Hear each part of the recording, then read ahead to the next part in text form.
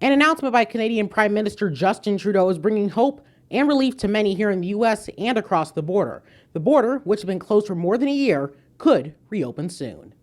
As COVID-19 restrictions lift in some places and are heightened in others across the country, the closure of the Canadian border could soon end for vaccinated Americans. Canadian Prime Minister Justin Trudeau says if his country can maintain its current pace of vaccinations, the border could reopen as early as mid-August, but that would require equal effort on the American side. This news means a lot to families separated by the border closure and those with jobs and commutes that require they cross into Canada. This has been a strain especially on long-distance relationships.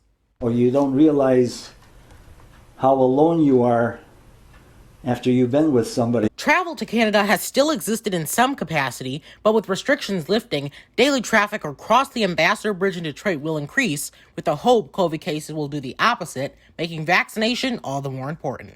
Over 60% of our local population is fully vaccinated, and I think it's time to start laying out the framework and the pathway for how the border is going to reopen, and to give everyone some certainty on when that will happen, how it will happen.